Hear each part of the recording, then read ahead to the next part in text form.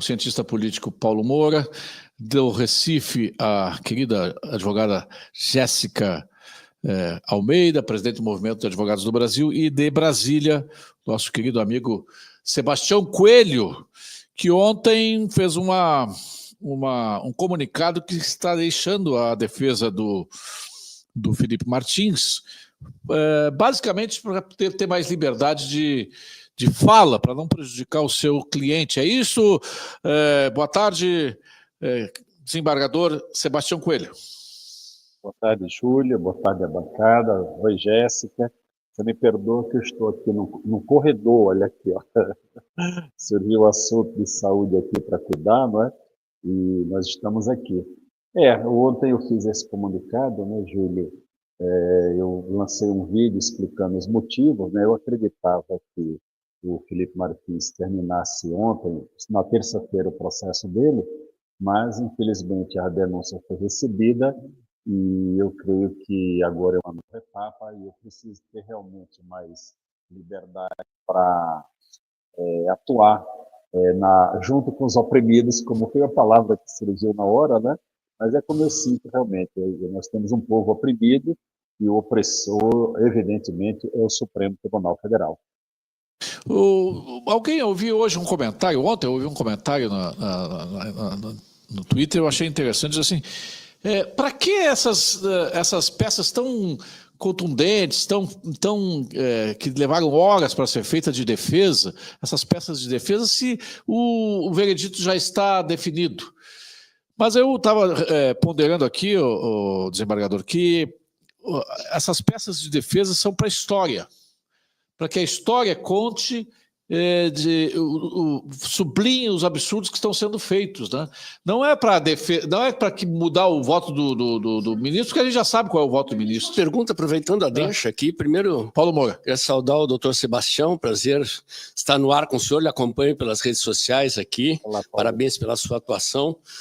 O senhor é um homem de combate político, né? Ficou conhecido, inclusive, por enfrentar Alexandre de Moraes, e acredito até que o senhor tenha se transformado em advogado do Felipe Martins exatamente por essa postura combativa, né?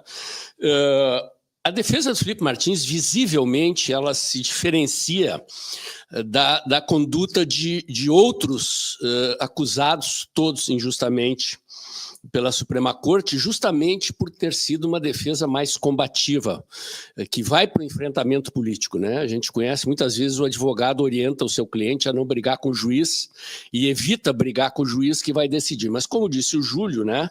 E como tem dito, inclusive alguns comentaristas políticos da imprensa, esse é um julgamento de cartas marcadas, né? O que está acontecendo ali é pro forma.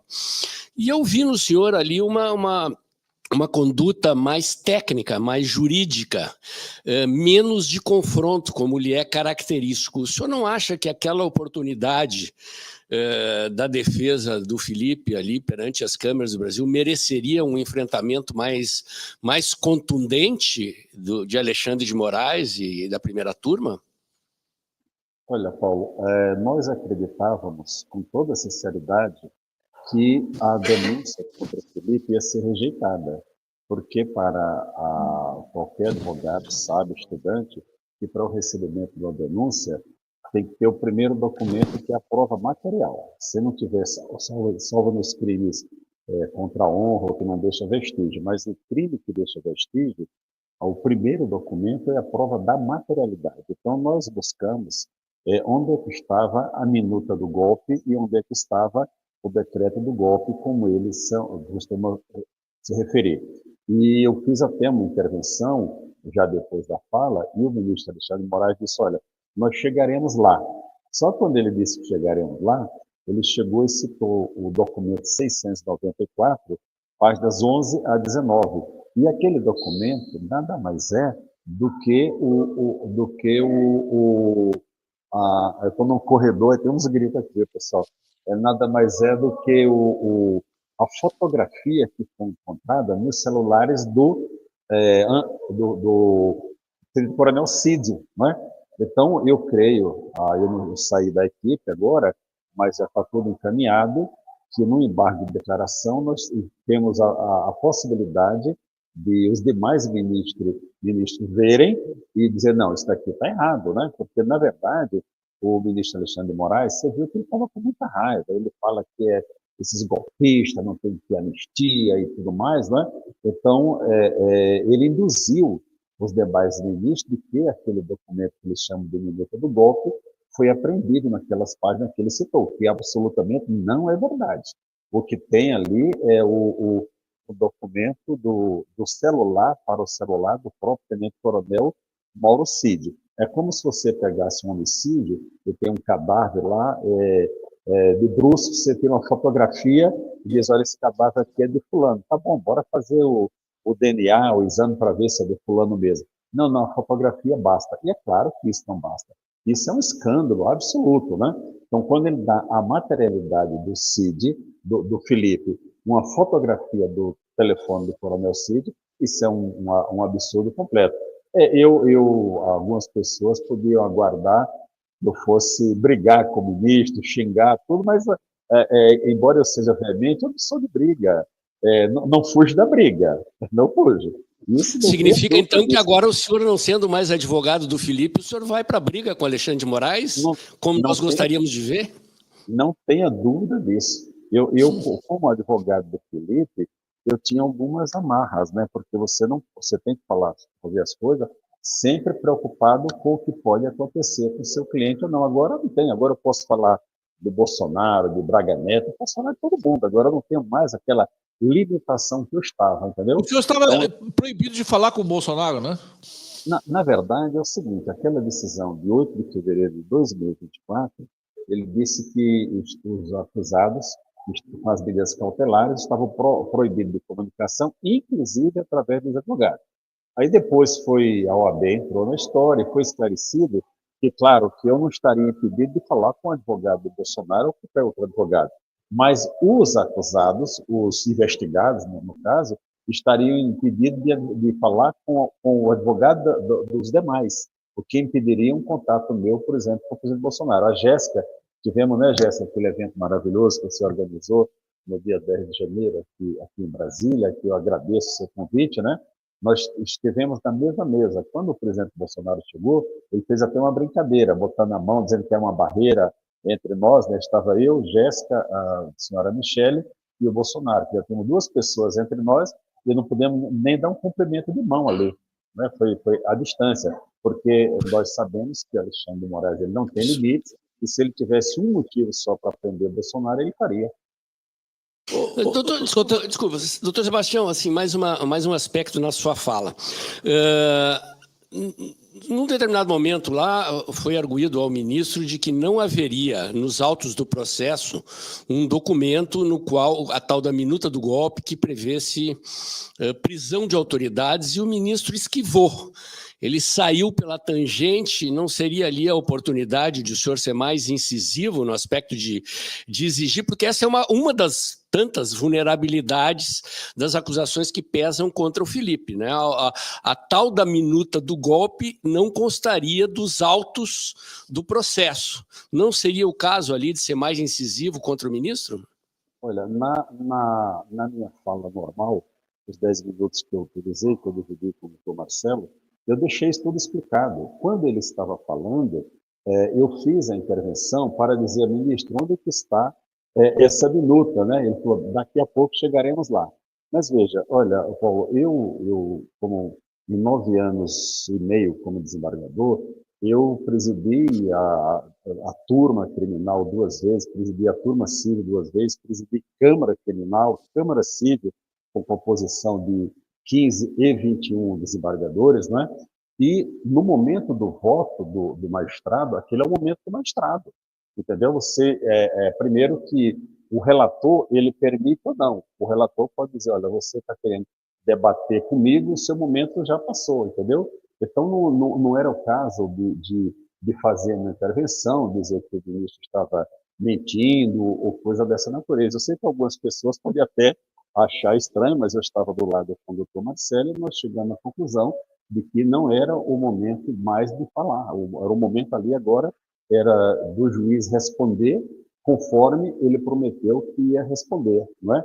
Então, agora, com a publicação do acordo, abre-se o prazo para os embargos de declaração, e desse embargo de declaração ele vai ter que responder por escrito, onde é que está a minuta do golpe. Agora, com os demais ministros, vendo os argumentos. Olha, o documento que ele fala que foi apreendido não é verdade. O documento que ele fala é uma fotografia do telefone do tenente-coronel Mauro Cid. Ô, desembargador, o seguinte, uma coisa que me chamou a atenção foi que o clima assim de brincadeiras, parecia que estava se tratando de uma coisa assim de menos importância, porque o Dino cita a Bíblia e o Moraes brinca, é candidato a Papa. Aí a Carmen Lúcia diz assim, Vossa Excelência é candidato a Papa, eu percebo uma certa tendência, diz Moraes após Flávio Dino fazer uma referência ao Antigo Testamento da Bíblia.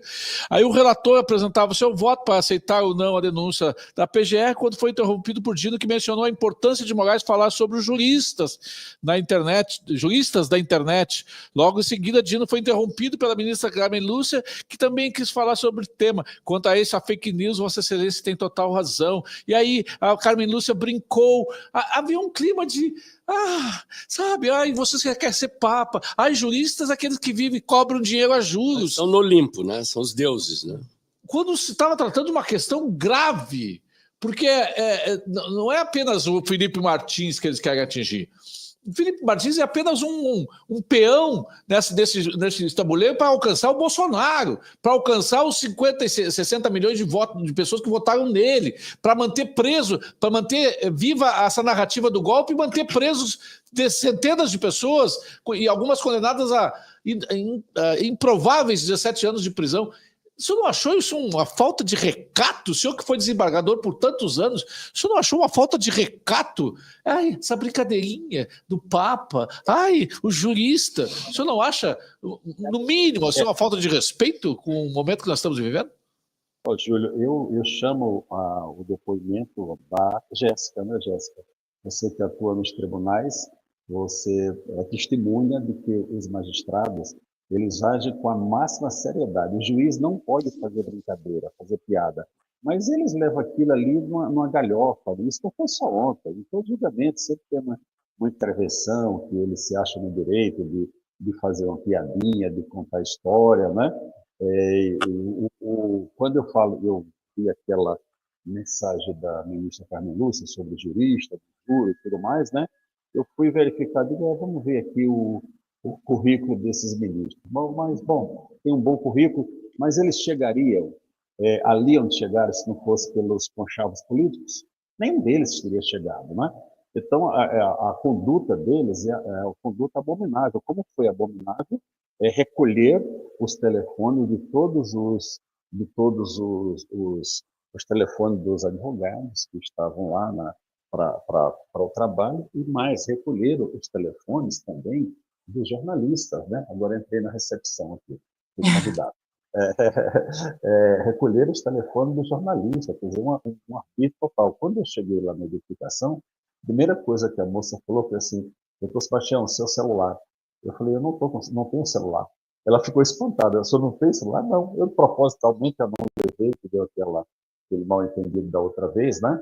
Que eu gravei, e eles estavam lá com essa expectativa, fizeram um aparato de segurança. Agora fiquei sabendo de tudo, né? Até porque a porta-voz deles, que é aquela moça da Globo News, que eu não gosto de citar o nome dela, né? Do tão grande, tão ridículo o papel que ela faz, mas ela disse, olha, estavam preparados lá com segurança, era para o que desse e viesse, né? Como se eu, um advogado, um senhor de 70 anos, fosse algum terrorista, fosse um mau elemento, coisa desse tipo, né? Tendo sido magistrado por mais de 30 anos, como eu fui, né? Então, Júlio, tudo isso que está sendo colocado, você disse no começo, é para documentar realmente. No caso do Felipe Martins, eu falo até, eu não estou falando mais em nome do Felipe Martins, eu estou falando do fato histórico. Até onde nós fizemos ali todas aquelas petições longas e tudo mais, tudo detalhado, é porque isso vai ser levado para denúncias em cortes internacionais. Isso daqui não vai ficar no Brasil. Isso aqui vai ser levado para a Comissão Interamericana de Direitos Humanos, para todos os órgãos internacionais, entendeu? Então, o Supremo Tribunal Federal está fazendo um papel de desserviço para a população brasileira. Esse é o meu entendimento, e eu estou na trincheira com os oprimidos para o enfrentamento com eles. O pensador e escritor Percival Pugina gostaria de fazer uma pergunta e, na sequência, a Jéssica. Doutor Sebastião, eu preliminarmente quero lhe dizer que subscrevo, o senhor possivelmente não viu, né, todos os elogios, todos os votos, toda a admiração que o senhor recebeu e está recebendo da nossa audiência aqui no programa, como cidadão brasileiro e como advogado. E eu entendo perfeitamente a sua explicação para o seu procedimento e para as dificuldades que encontra em relação ao seu próprio projeto pessoal e à proteção do seu cliente. Me parece absolutamente sensato e razoável a decisão que o senhor tomou de se afastar do caso em benefício do cliente. Mas quero especialmente sublinhar a minha percepção, que me fez assistir por trechos aquele julgamento, porque me davam engulhos, doutor. E eu imagino que o senhor, como advogado, certamente sente a mesma coisa, o mesmo mal-estar físico. Eu me sentia como um cidadão no Coliseu Romano, entende? Assistindo os leões devorarem o meu amigo, o meu cliente, o meu paciente, o meu companheiro, né? Ou da Praça da Concórdia assistindo à execução, né, de alguém que fosse do meu respeito, da minha admiração, do meu afeto. Imaginar-se que um colegiado de advogados, como esteve presente naquela sessão, tenham se servido para esse rito processual tão ignóbil, com todas as preliminares sendo afastadas com o abano da toga, jogados para fora como se fossem irrelevantes, quando o Brasil inteiro sabe que não são, salta aos olhos a impropriedade de todo esse julgamento, toda a irregularidade aí presente, que se trata efetivamente de uma chacina judicial. E o Brasil assiste como um espetáculo e não falta quem sadicamente comemore, festeje um resultado e aquela conduta. Eu imagino como os senhores advogados nesta causa devem se sentir. Meus parabéns por sua resistência e por sua decisão e sua sabedoria. Muito obrigado. Bom, pessoal, eu agradeço a sua manifestação e eu digo, olha, eu já poderia ter feito algumas manifestações em defesa do presidente Bolsonaro. Por exemplo, hoje mesmo eu estou pensando em fazer um vídeo, né, se der tempo, eu estou numa consulta médica aqui, né, daquele absurdo que foi citar o presidente de uma UTI. Né? Isso é contra a lei processual, né? Pode dizer o seguinte, não, mas ele deu entrevista dentro do momento de descontração, que até ajuda na recuperação do paciente. Mas você receber uma citação processual, dizer, olha, a partir de agora você tem 5 dias para fazer isso. O Supremo Tribunal Federal, viu, Percival e Jéssica, eu acho que ele é o fator de instabilidade no nosso país, com as suas decisões absurdas, não tem mais uma jurisprudência pacificada no país. No momento ele diz que é assim, dependendo do caso agora é assim, então ali tem um grupo político que dominou o Supremo Tribunal Federal, um grupo político de esquerda, eles gostam de falar isso, né? Mas o Flávio Dino, o presidente Lula, comemorou, votamos pela primeira vez um comunista no Supremo Tribunal Federal, né? Então, com relação a esse processo, o jogo foi jogado. Alexandre de Moraes fala que o golpe existiu, que não tem anistia, ele é bem decisivo com relação a isso. Eu não tenho dúvida com relação aos votos do Flávio Dino, do Zanin e do Carmen Lúcia. Se tiver um voto favorável ali, vai ser o voto do ministro Fux, eu estou falando agora em relação a todos, e não só em relação ao Felipe Martins. Felipe Martins, eu pela competência do doutor Marcelo, do doutor Ricardo, do doutor Edson, e tem 2 outros colegas que trabalham conosco também nos bastidores, mas não podem aparecer, né? Eu tenho certeza que vai ser exposto a artimanha do Alexandre de Moraes com relação a dizer sobre a materialidade do crime. Essa artimanha dele vai ser exposta nos embargos de declaração e os colegas vão ter maestria para expor isso publicamente. Ô, Jéssica, uma pergunta para o doutor Sebastião. Meu querido padrinho do movimento, doutor Sebastião Coelho, eu acho interessante que a gente vendo a sua sustentação oral e a defesa ontem na Câmara, mas parece que o Moraes ele encarna o que fez ele conhecido, né? Como promotor de justiça concursado que foi, né? Pediu exoneração, ele defende ali a tese dele como se fosse um promotor, né? Defende a denúncia e não um jurista, não um julgador da matéria, né? Ele não age como um magistrado de carreira, como o senhor que foi um dia, né? Mas ele age como um promotor, um acusador, e confunde tanto nós, advogados, se sente meio perdido nesse debate, né, doutor Sebastião?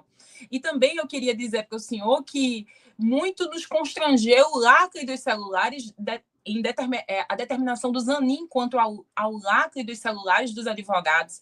Ele que foi tão combativo na época da Lava Jato, em que fez um movimento nacional de defesa de prerrogativas contra Sérgio Moro, que impediu ele de gravar as audiências, né? E assim, como um violador de prerrogativas dos advogados, executou a sua sentença, devolveu a gentileza na sustentação que vocês iriam fazer, uma sustentação irreal, uma verdadeira aventura jurídica, como a gente fala, e parabenizar o senhor pelo combate. Um advogado, ele não é só agressivo na sua fala, ele tem que ser técnico nos seus levantamentos e iniciar com a paz de Cristo uma sustentação oral nos deu muito orgulho, porque realmente só Jesus naquela corte. Eu orei muito para que os demônios não se manifestassem, né? Pelo menos eles ficaram contidos. Mas eu também. Não é, Jéssica? Então, olha, eu aceitei ser o padrinho do movimento e nem pude ter nenhuma ação com você, porque desde fevereiro que nós estamos assim, praticamente dia e noite, conversando todos os dias, mensagem. Às vezes eu fico assim ficava uma meia hora sem ver, quando via tinha 70 mensagens, né? No grupo, todo mundo, né? Então, desde fevereiro também, eu não tenho feito meus exames, e um deles é do coração, que eu tenho que fazer a cada 6 meses, né? E desde fevereiro eu estou atrasado com isso, né? Então, esse mês agora, eu estou dando essa entrevista para o Júlio, que eu tinha me comprometido com você, né, Júlio, lá no dia 10, no nosso encontro lá aqui em Brasília, né? Mas até com relação à entrevista, tudo, eu tenho que parar um pouco, né, por conta de agora, em relação ao Felipe Martins, os colegas que vão prosseguir. Agora, no geral, eu vou falar tudo que eu achar todos os dias, né? Por exemplo, se o ministro Barroso não me der as câmaras da prisão arbitrária que eu fui vítima, né, que me prendeu lá no corredor, mas o policial tinha câmara corporal, né? Eu vou pedir todo dia. Todo dia eu vou fazer um videozinho, ministro Barroso, eu quero as câmeras, quero a filmagem, quero aí, mas todo dia eu vou botar no Instagram, comprando, até ele me entregar. Para encerrar, doutor Sebastião, eu sei que está na situação, ele está aguardando sua esposa. Só para encerrar, a questão do Felipe Martins lá na Corte Americana e os reflexos que pode acontecer aqui no Brasil, eu tenho de informação de uma fonte segura lá nos Estados Unidos que essa adulteração feita nos registros de entrada e saída da imigração americana, que é crime, ela chega, de alguma forma, no inominável. Os senhores também têm essa informação e essa pode ser uma chave para a virada dessa situação, envolvendo não só o Felipe Martins, mas toda essa pantomima criada em torno do golpe que não houve, o doutor Sebastião? O que eu posso dizer, Júlio, é que quem fez a fraude lá no Serviço de Imigração americano já está identificado, né? Isso é a única coisa que eu posso dizer. Evidentemente que quando o governo dos Estados Unidos tomar as providências, vai atingir algumas pessoas aqui no Brasil. Mas como é uma questão de governo, eu não posso adiantar ainda mais, eu não tenho nenhum elemento para dizer que vai ser feito isso ou aquilo, né? Porque, enfim, mas eu tenho sim, por questão de justiça, uma fundada esperança de que possa atingir pessoas aqui no Brasil. E vamos lembrar o seguinte, aquele grupo da Polícia Federal, eles não estão sob a responsabilidade comandada pelo delegado Fábio Alvarez Shaw. Tem que dar o nome desse cidadão à exaustão. Fábio Alvarez Shaw. Esse grupo, comandado por ele, não está à disposição sob a direção da Polícia Federal, da Direção Geral. Está à disposição de Alexandre de Moraes. Isso é uma realidade, todos nós sabemos, né? Eles tramitam entre eles, né? Então, aonde vai chegar essa fraude que ocorreu contra Felipe Martins, nós eu espero que chegue a quem é o responsável. Estou aguardando, eu pedi da tribuna também lá, que fosse modificadas as cautelares do Felipe Martins. Vamos ver se ele decide essa questão. E há as pessoas com quem eu conversei lá nos Estados Unidos me disseram, não, isso aí deve ser para breve, porque não vai haver julgamento. A juíza lá diz que não vai haver julgamento. É só o governo americano está colaborando, a previsão é que até agosto tem um desfecho. Agosto? Eu achava que era mais cedo. Não é mais cedo? Me deram dizendo que é nos próximos 30, 40 dias. Hein? Era 60 dias a partir da audiência, né? Então, acho que está bem próximo, né? A doutora Ana Bárbara, que está cuidando lá, uma moça muito competente. Eu acho que é isso, então, em torno de 30 dias. Muito competente, né? Eu creio que brevemente teremos notícias de lá. Obrigado, doutor Sebastião. Cuide do seu coração, nós precisamos do senhor ano que vem. Eu só não... Pare de falar aquela história de o velhinho de 70 anos, porque senão daqui a pouco o tio Júlio vai ser velho também, né, Sebastião? Não, é a idade de senador, 70 anos é a idade de senador. Ao meu lado aqui, o Percival Pugini, eu chamo de senador vitalício. Paulo, quando eu vou no meu geriatra, né, doutor Iltamar, eu fico conversando com ele e tal, eu digo, Iltamar, porque eu sou velho, claro. Sebastião, você para com essa história de velho. Lembra que eu sou 3 vezes mais velho que você. Pronto, eu não falei mais. O senhor está muito bem, Obrigado, querido. Obrigado, Jéssica. Querido Sebastião Coelho. Obrigado, meu amigo. Eu já posso chamar de amigo, porque tirei foto contigo, sou teu amigo. Pô, eu só tiro foto com amigos, né? E tem aqui no Rio Grande do Sul uma trincheira que não se curva. Nós não temos medo. Tem sido assim, um reman, a palavra reman para nós aqui. Nós não temos medo. E nós vamos passar por essa situação toda que nós estamos passando, nós vamos vencer. Nós vamos vencer. E lá na frente a gente já pode dizer assim, nós contamos com muitos corajosos que não tiveram medo, entre eles Jéssica Almeida, Sebastião Coelho, Paulo Moura, Percival Pugina, e o tio Júlio, que todos os dias abre aqui o microfone para botar o dedo na ferida. Obrigado, meu amigo Sebastião Coelho. Valeu, boa tarde para vocês. Fiquem com Deus. Paz.